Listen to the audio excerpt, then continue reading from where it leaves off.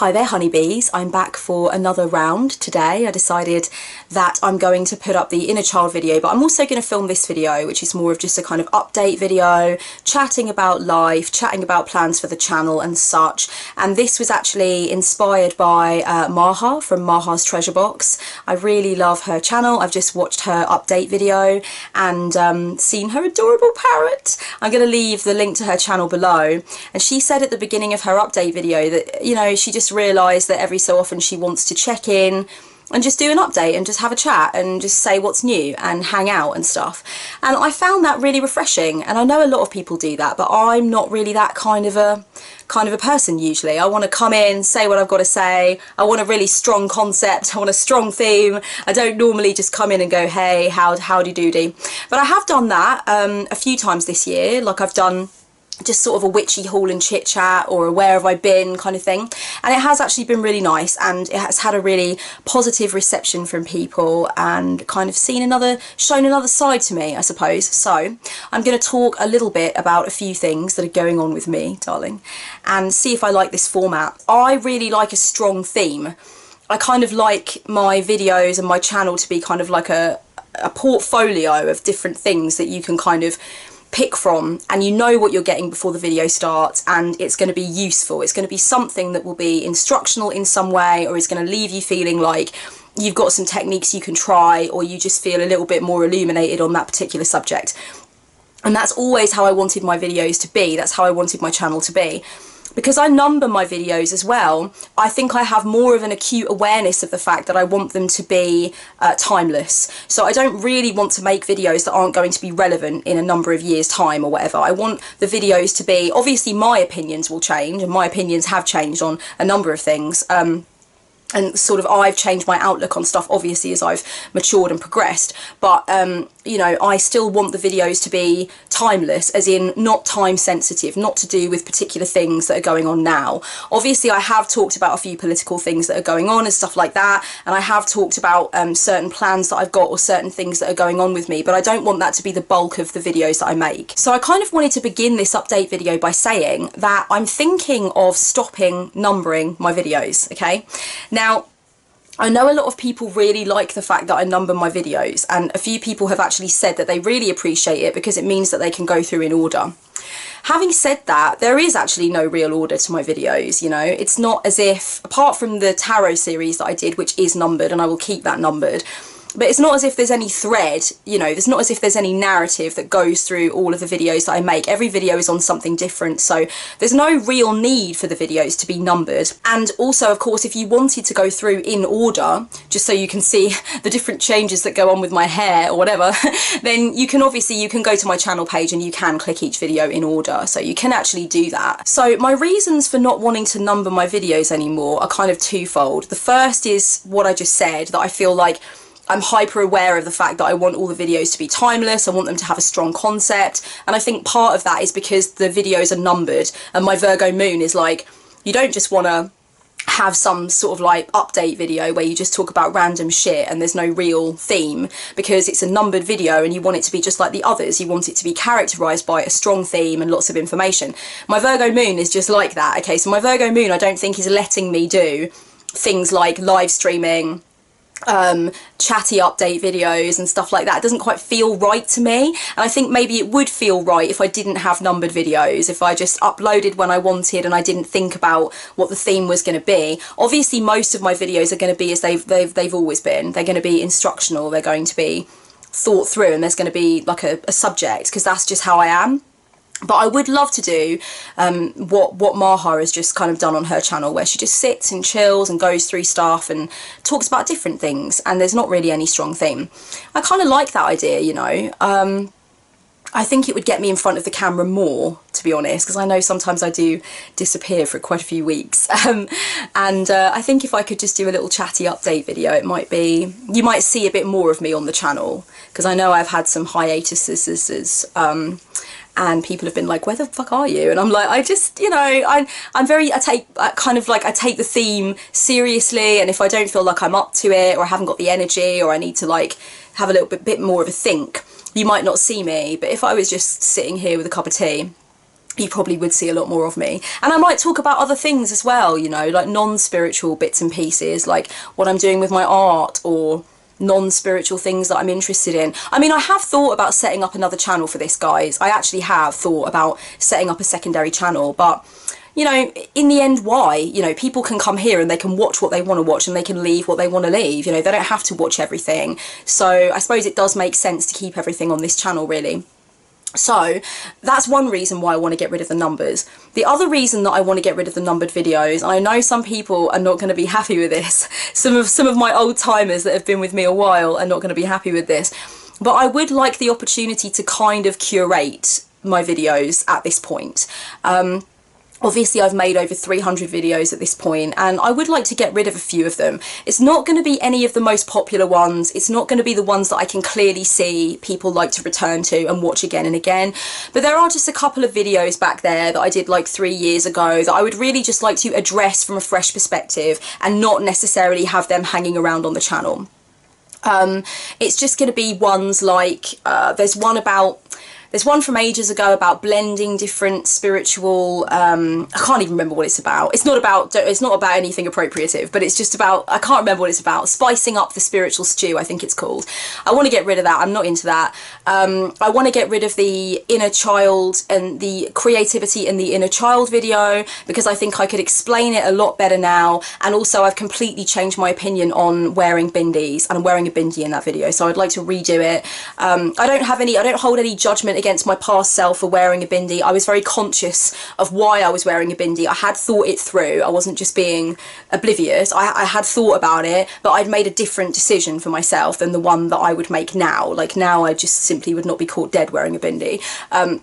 But back then I was in a different place, and so that's fine. I'm not judging myself, but I'd like to remake it from a more illuminated place, both in terms of inner child work and in terms of cultural appropriation. So, you know, I want to remake that one. There's a few that I just want to get rid of and remake. I just want to redo them. I might also redo the bibliomancy video. There's a few that I think I could say more about now and have more of a positive impact now. So don't panic. I'm not going to get rid of anything that I know people really love. And I can see from like the numbers and stuff like which ones are popular, and unless I really have a problem with something I said in one of them, I will not get rid of them. It's just a few that I feel are a little bit lackluster, really, that I'd like to get rid of. And obviously because all of my videos are numbered, it's very hard to just go in there and delete videos because all the numbers will get fucked up. So I've put myself in a position where I would quite like to now curate my 300 odd videos, and they're all numbered. So I think I would like to go in and take the numbers out and be numberless. So I'd like to know what you guys think of this. I know some of you are watching this probably thinking, I don't give a fuck, Kellyanne, just move it along. But I know others of you, you know, probably like me, are a bit more particular and you like things how you like them, and I'm just interested to know, would it really bother you if the numbers weren't there anymore? Are you working through my videos and watching them using the numbers? Would it be an inconvenience to you if they were gone? Or would you just go to my channel page and use, you know, go through the videos in order there?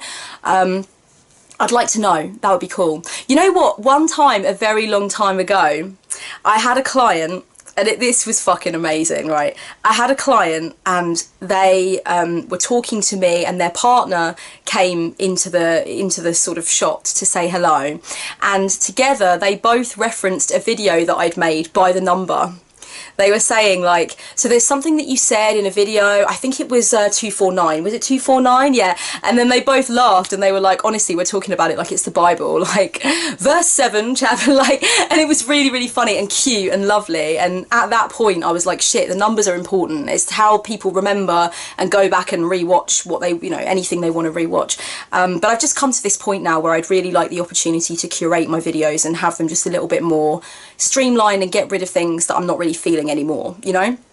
So yeah, that's why I don't want numbers anymore. But I would like to get your opinion. I'm not saying that, you know, the opinion of the audience here is going to be like my, you know, the final say, but I'd really love to know if there are key reasons to sort of keep the numbers. If there's anything I haven't thought of that I'm later going to regret and go, oh fuck, I really wish I had kept the numbers in, because it's going to be a real bitch to put them all back on, believe me. Because you've actually got to go into the edit functionality for each individual video to put the number back on. So If I do this, it's got to be right, guys. It's got to be right. So I've been doing some live streaming on Facebook, and I have really enjoyed that. I think I've done 3 live streams on my Facebook page now. And the last one that I did was on the full moon, and it was just me sitting around chatting, and it was fucking brilliant. It was so interactive and cool. I really enjoyed it. I've also done a live stream on my private Facebook group for my clients, and that was really awesome. I really enjoyed that too. I'm going to be doing that much more regularly, and I am thinking about doing live streams here on YouTube, but again, like, I'm very particular. I've just got a bit to my personality that is very particular, and when I found out that I had a Virgo moon, it all started to come together, because I first of all learned what the moon sign means, and so it was very easy for me to understand when I found out I had a Virgo moon exactly what that meant, and so many things clicked into place then for me. There's all these, like, obviously I don't want to take one system and use it over any other. There are a number of reasons why I am like I am, but really looking at my chart did give me a sense that astrology is far more important, is going to be far more important to me going forward than I thought it was going to be, which is fucking great. I love that. But the Virgo moon, I was like, now that is so fucking interesting.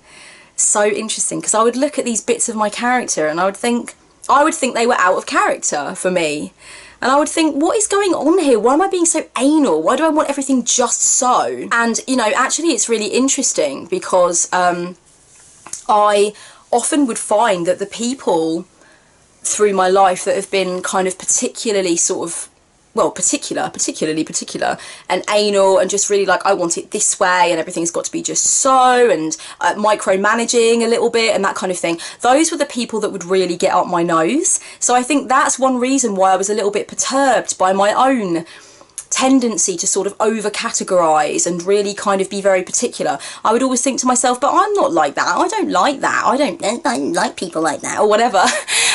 So when I found out I had a Virgo moon, it all kind of came together quite a bit.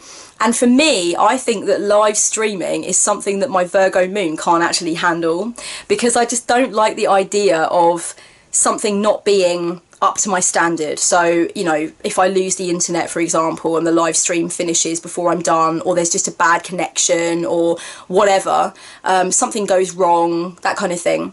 But you know, you can always just, if you're not happy with how a live stream turned out, you can just fucking delete it, and the people that were there for it were the people that were there for it, and they still enjoyed it, and you still enjoyed interacting with them. So what does it matter? Like, you know, but something inside me is like, oh no, I can't live stream on this channel. Like, everything's got to be just so on this channel.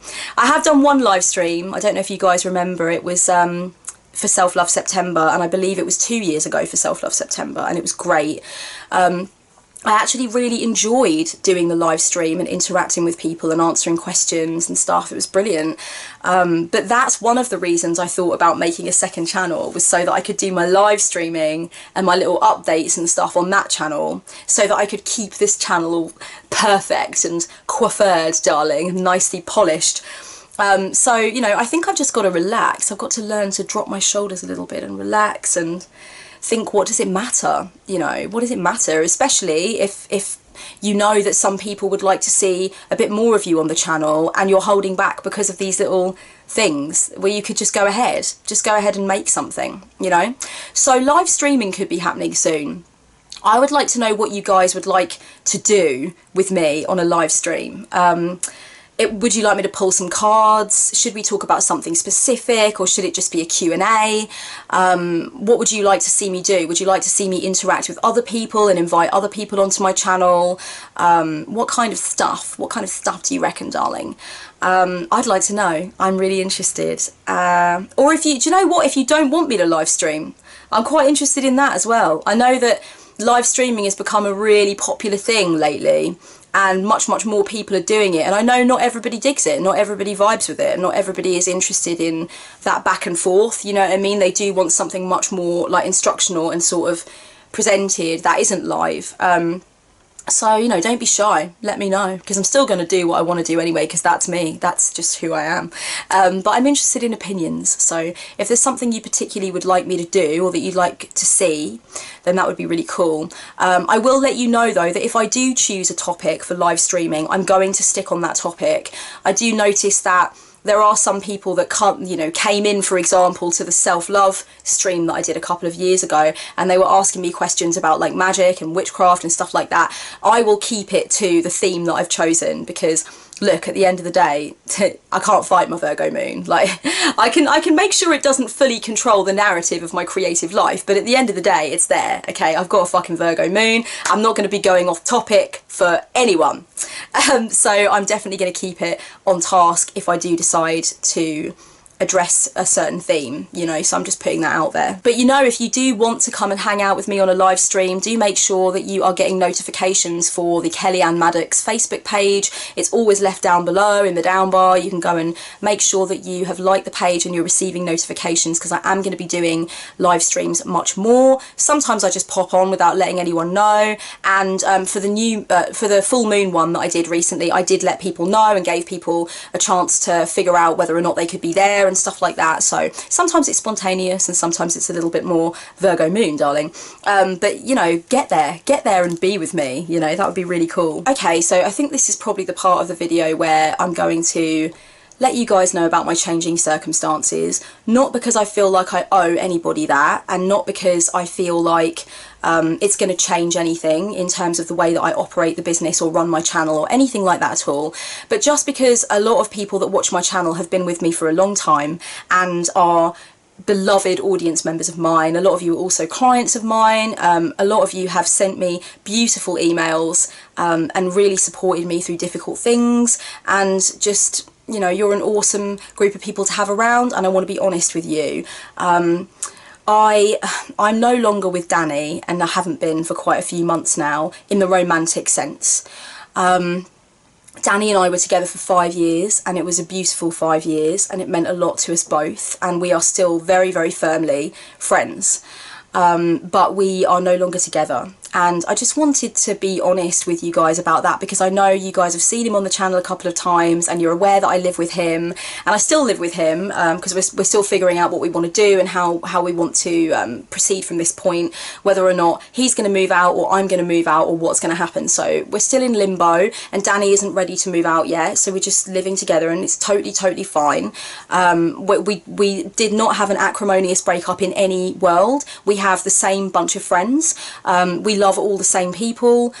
We go to a lot of the same festivals and stuff like that. So it's not in any way an acrimonious breakup, and it was quite a long time in the making in some respects. So everything's okay, and there's no bad blood or anything of that nature. And I just wanted to let you guys know about that, because I know a lot of you do ask me, like, how's your man badger, and I hope he's okay, and all that kind of thing.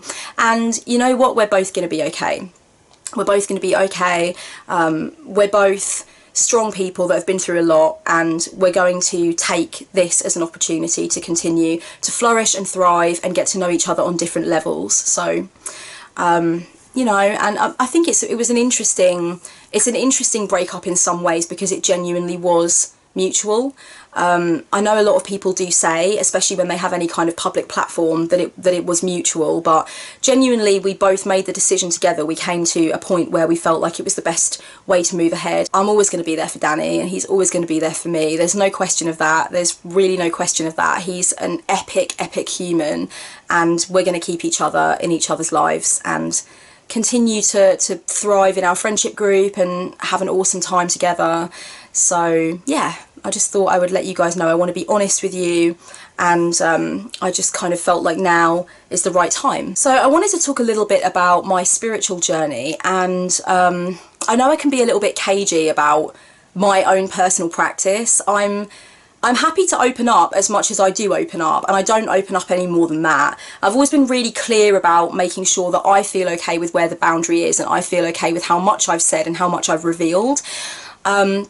But I just wanted to say for the record that I'm still a pantheist, I'm not a polytheist, and I think there's been some confusion about that, and I can understand why there's been confusion about that completely. But the thing is with me is, like, I'm a Jungian, guys, okay? So archetypes to me are like everything. They're the be-all and end-all of everything.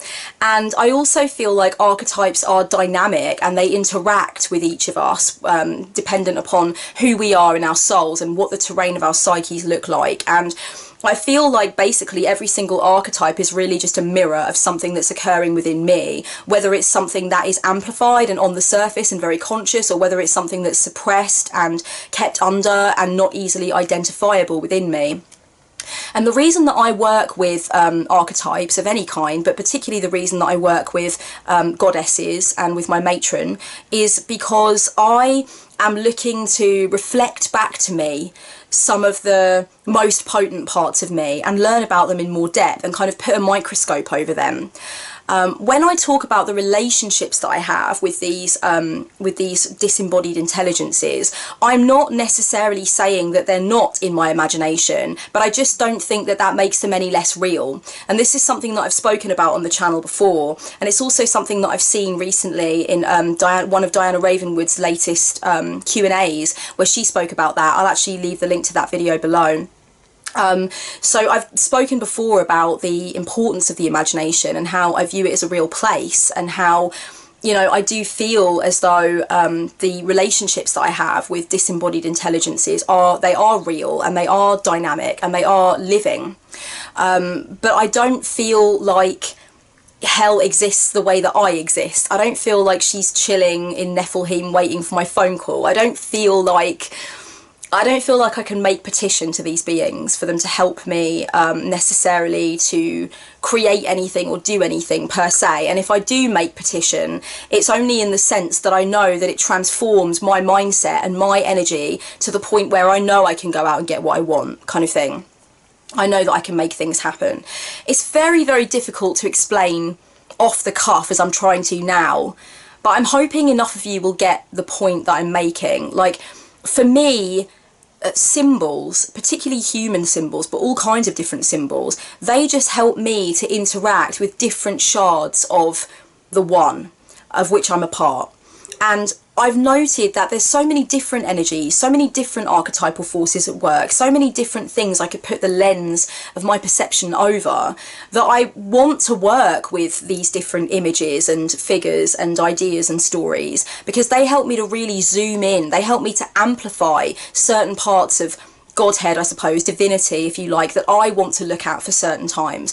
And those parts that I want to amplify and look at are in accordance with what is important for me, or who I am, or what I'm going through. I've learned so much about where I am in my life and what I need on my journey and what I'm discovering about myself and what I'm leaving behind through what makes sense for me to have on my altar and what makes sense for me to zoom in on in my learning and research. And that's been fascinating. And I feel like being a pantheist doesn't make me any less the kind of person that wants to zoom in on specific things that represent Godhead for a time, or that represent Godhead according to a certain situation that I'm going through or whatever.